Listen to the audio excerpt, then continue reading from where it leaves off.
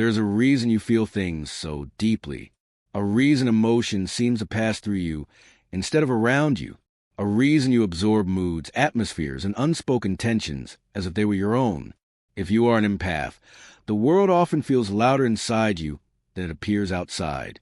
What others brush off lingers within you. What others ignore settles into your body. This sensitivity is not accidental, and it is not a flaw. Based on Carl Jung's insights into the unconscious, this depth of feeling points to a unique relationship between your psyche and the inner world. Today, we explore why empaths feel everything so deeply and what the sensitivity is asking of you. Empathy, in its deepest form, is not simply the ability to understand emotion. It is a capacity to enter it. Empaths do not observe life from a distance. They experience it from within. Where others register feelings briefly and move on, the empath absorbs them fully. Emotions do not stop at the surface. They pass inward, into the nervous system, the body, the psyche. Carl Jung observed that some individuals possess a psyche that is less defended against unconscious material. Their inner world remains open, receptive, and permeable. This openness gives rise to intuition, emotional intelligence, and a deep moral sensitivity. But it also means that the empath's inner world is constantly shaped by experiences that do not originate from the self. You do not only feel your own emotions, you carry traces of what others cannot process, echoes of unspoken pain, residues of environments you move through. This is why certain places exhaust you, why conflict lingers long after it has ended, why silence can feel heavy rather than peaceful. Empaths often live within psychological boundaries. This does not mean weakness. It means openness. Jung would say that the ego, the conscious sense of I, has not fully separated from the unconscious field. The border between self and other remains fluid. This is why you sense moods before words are spoken, why you feel tension before conflict arises, why you know something is wrong before it is explained. But without awareness, this openness slowly becomes disorienting. You begin to question your inner signals. You wonder where a feeling comes from. You ask yourself whether what you are carrying truly belongs to you. Is this sadness mine? Why do I feel anxious when nothing happened? Why do I feel responsible for emotions I did not create? When boundaries are unclear, the psyche loses orientation. It absorbs without sorting. It carries without choosing. Jung introduced the idea of the collective unconscious, a shared psychological layer beneath personal experience, a realm of inherited emotions, archetypes, and unintegrated human experience. Empaths often live closer to this layer. You may feel grief that has no personal cause, anxiety that does not match your circumstances, a heaviness that feels larger than your own story. This is not imagination. It is resonance. The empath's psyche acts like a tuning fork, vibrating in response to emotional frequencies around it. Pain resonates.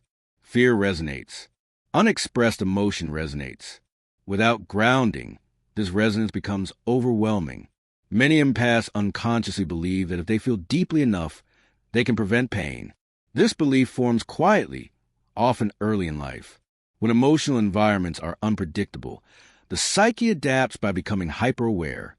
You learn to anticipate emotions before they surface. You learn to soothe before conflict erupts. You learn to feel in order to keep things stable. Over time, this adaptation becomes identity. If I feel it early enough, I can fix it. If I carry it, others won't have to. But this belief slowly drains the self, because not all pain can be prevented, and not all emotions are yours to hold. The shadow of the empath is not cruelty. It is unlived selfhood, anger that was never allowed, needs that were postponed, boundaries that were never formed. Jung warned that what is denied expression does not disappear. It moves into the shadow. For empaths, this shadow often appears as emotional withdrawal, irritability, numbness, or a quiet desire to escape everything. These are not signs of failure. They are signals. Signals that the psyche is asking for balance. Empaths often experience exhaustion that sleep cannot repair, because the fatigue is not physical. It is psychological.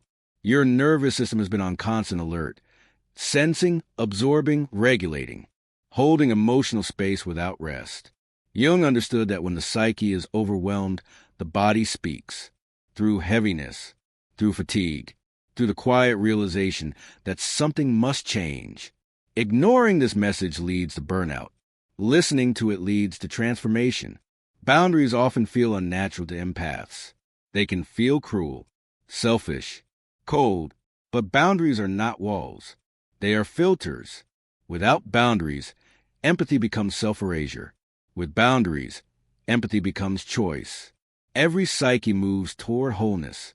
For empaths, this movement often begins with collapse. The moment you can no longer give.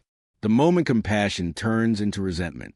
The moment exhaustion forces honesty. This is not regression. It is initiation. The psyche is asking you to integrate strength with sensitivity, selfhood with compassion, limits with love. Healing does not require becoming less sensitive. It requires becoming conscious. It means learning to pause before absorbing, to ask what belongs to you, to allow others to carry their own emotions, even when it feels uncomfortable. Jung believed maturity is not the absence of feeling. It is the presence of awareness. When awareness enters empathy, something changes. You still feel deeply, but you no longer dissolve. You remain open without bleeding. You care without abandoning yourself. This is a quiet task of the empath, not to carry everything, but to understand and choose what is truly yours. What is truly yours often reveals itself slowly, not through force, not through effort, but through quiet differentiation. At first, this differentiation feels uncomfortable. You may notice a subtle resistance when you stop absorbing, a sense of guilt when you allow someone else to carry their own emotions, a quiet fear that by not holding everything, you are abandoning something essential. This discomfort is not a sign that you are doing something wrong. It is a sign that your psyche is reorganizing itself. For a long time, your identity may have been built around responsiveness, around being available, around feeling first, sensing first, understanding first. When you begin to ask what belongs to you, this identity loosens, and with that loosening comes uncertainty. Who am I if I am not constantly attuned to others? Who am I if I do not anticipate every emotional shift? Who am I if I no longer take responsibility for what I did not create? These questions are not meant to be answered immediately. They are meant to be lived. Jung understood that individuation is not an intellectual process. It is an experiential one. It unfolds through tension, contradiction, and inner negotiation. As an empath, your task is not to close yourself off from feeling. It is to learn discernment, to distinguish between resonance and obligation, between compassion and self-erasure. This discernment develops gradually, often through moments of exhaustion, through quiet refusals, through choosing rest when guilt urges you to give more. At first, these choices feel unfamiliar, even wrong. You may feel selfish when you withdraw, cold when you set a boundary, unkind when you do not respond immediately to emotional demand. But over time, something begins to shift. You notice that when you do choose to engage, your presence feels clearer, less strained, more grounded. You notice that empathy, when chosen rather than compulsive, carries a different quality. It feels stable, sustainable, rooted. Jung believed that the psyche seeks balance above all else. When one function dominates, another retreats into the shadow. For empaths, feeling often dominates at the expense of self-definition. The psyche responds by demanding integration. This integration does not mean becoming less sensitive. It means becoming more whole. Wholeness includes feeling and limit, care and separation, openness and containment. As this balance develops, your relationship to emotion begins to change. You may still feel deeply, but you no longer feel everything. You may still sense atmospheres, but you no longer absorb them unquestioningly. You may still recognize pain, but you no longer assume responsibility for it. This shift is subtle. It does not arrive all at once. Often it begins with small moments of clarity, a realization that a feeling you are carrying does not match your inner state, a pause before responding emotionally, a quiet decision to step back. These moments accumulate. They form a new internal orientation. Jung spoke of the ego's relationship to the unconscious as one that must evolve over time. Too much separation leads to rigidity.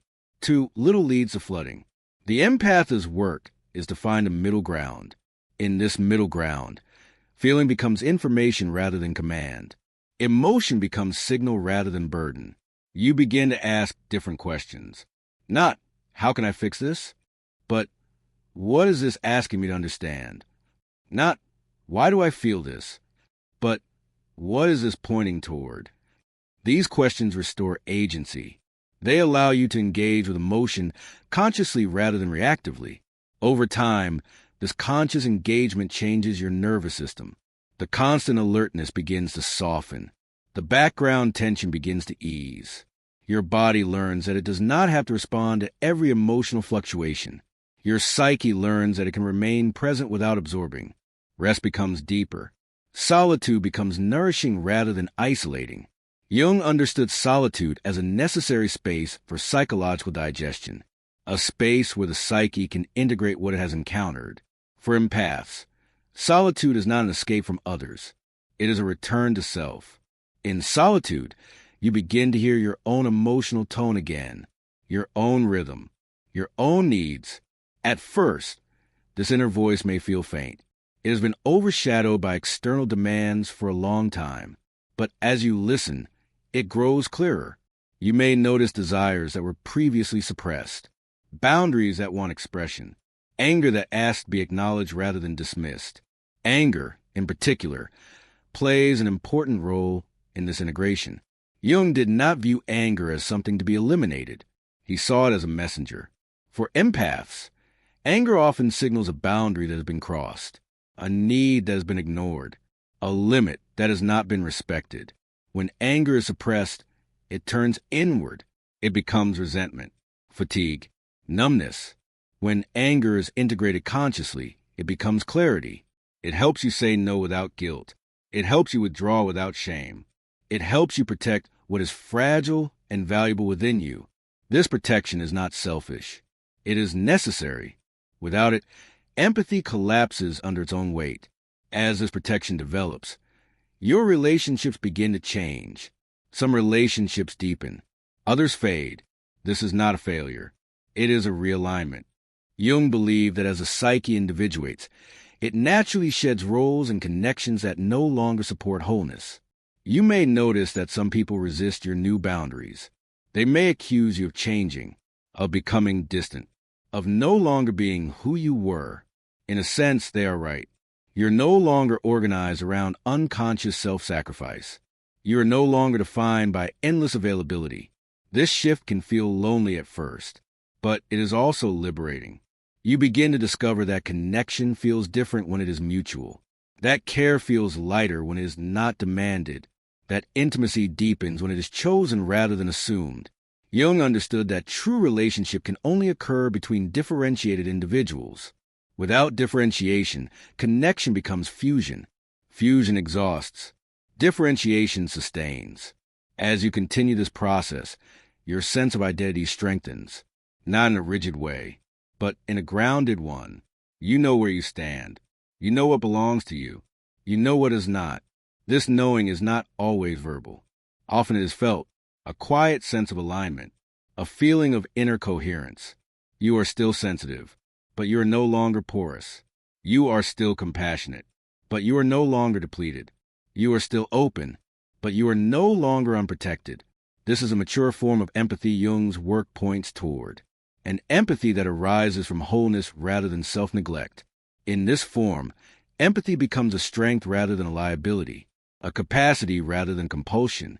You can enter emotional spaces without losing yourself. You can witness suffering without absorbing it. You can care without collapsing. This does not mean you will never feel overwhelmed again. Growth is not linear. There will be moments when old patterns resurface, when fatigue returns, when boundaries blur. These moments are not failures. They are reminders. They invite you back into awareness, back into choice. Over time, the space between feeling and response widens. In that space, freedom emerges. Jung believed that freedom is not the absence of constraint. It is the ability to choose consciously. For the empath, this freedom is transformative. You're no longer defined by what you feel. You are defined by how you relate to it. You no longer drown in emotional depth. You learn to navigate it. The world may still feel intense at times. Human suffering does not disappear, but your relationship to that intensity changes. You stop carrying what was never yours to begin with. You stop confusing sensitivity with responsibility. You stop mistaking exhaustion for virtue. Instead, you begin to live from a place of inner alignment. This alignment does not announce itself loudly. It does not demand recognition. It feels quiet, steady, grounded. You trust yourself more.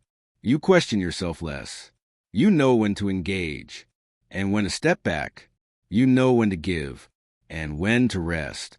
This knowing is not intellectual. It is embodied. It lives in your breath, in your posture, in the way your nervous system settles. Jung believed that individuation ultimately leads to a sense of inner authority, not dominance, but coherence for the empath. This authority comes from no longer abandoning the self in order to remain connected. You realize that true connection does not require self-erasure. It requires presence. And presence is only possible when you are fully here, within yourself. This is what it means to choose what is truly yours, not to reject the world, but to meet it from a place of wholeness, not to close your heart, but to hold it with care, not to feel less, but to feel with clarity. In this way, empathy becomes what it was always meant to be, a bridge, not a burden, a way of connecting without collapsing, a way of sensing without sacrificing, a way of loving without losing yourself. This is the point where empathy becomes conscious, not just a feeling, but a relationship to feeling, not a compulsion to carry, but a capacity to witness. Because there is a difference between compassion and absorption. Compassion says, I can be with you. Absorption says, I must take this into myself. And many empaths confuse the two, not because they are weak, but because their heart learned early that closeness meant responsibility. But Jung's work points toward a deeper truth. What you carry for others does not heal them. It only hides what they must eventually meet within themselves. And what you deny in yourself, your limits, your anger, your needs, returns as exhaustion. This is why the empath's path is not only about kindness, it is about integration. It is about learning to hold both tenderness and firmness in the same hand, to care and still say no, to feel and still remain separate. At first, this can feel like betrayal. You may fear that boundaries make you colder, but boundaries do not remove love. They protect it. They prevent love from turning into resentment. They prevent empathy from becoming quiet self-harm. And gradually, something changes. You begin to recognize what is yours the moment it enters you. You notice the difference between your own sadness and a sadness that arrived when you enter a room. You notice the difference between intuition and anxiety shaped by someone else's tension.